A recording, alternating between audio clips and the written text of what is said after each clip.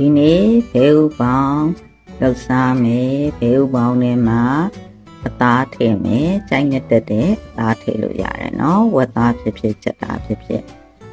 အသားကိုတိတ်တိတ်လေးတွေစိတ်ပြီးတော့စီတက်မယ်ချက်တော်မျိုးနဲ့စီတက်မယ်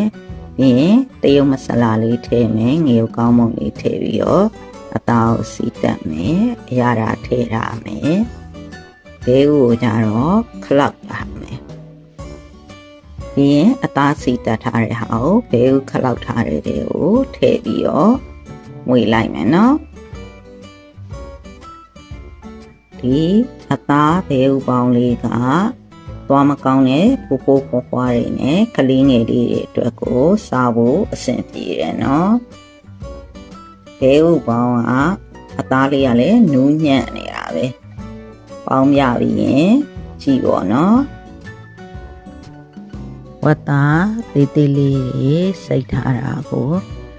ချက်တော်မျိုးနဲ့စီတက်မယ်အဲ့မှာအရာဓာတွေထည့်မယ်ပြီးလို့ရှိရင်တရုတ်မဆလာရဲ့ငရုတ်ကောင်းမုံရဲ့ထည့်မယ်စားရဲ့ဘင်းငံရမရဲ့အချီရဲ့ထည့်မယ်ခယူစီထည့်ပြီးတော့စီတက်မယ်မှုေးအောင်စီတက်မယ်တရေခမ်းပြီးလို့ရှိရင်နောက်ထပ်ရေထပ်ထည့်ပြီးတော့အသားကျအောင်ချက်လိုက်မယ်အဲ့ဒါမှဘာဖြစ်လို့လဲဆိုတော့ဘဲဥပေါင်းတာမီအေးအေးနဲ့ပဲပေါင်းရမှာမလို့အသားတွေမကြက်မှာဆိုလို့အခုအသားကိုအရင်ကျအောင်ချက်လိုက်မယ်ပြီးတော့မှ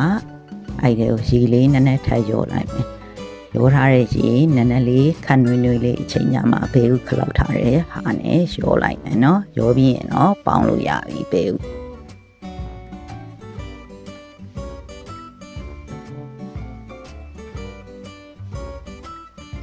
ပေါင်း